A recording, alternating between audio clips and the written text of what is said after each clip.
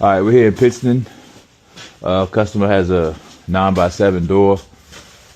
Cables is wrapped around the tube. This prevents the door from going down, makes the door unbalanced. So what we're gonna do today is we're gonna get that fixed for him, get his door going up and down. And then he has a separate appointment. We're gonna change this old motor. So give me a few and I'll come back with the after for you and show you how it's running. All right, we back. Got the cable back onto the drum. Got this one back onto the drum as well, tight, nice and tight. And got the door back in service. Let's take it for a spin.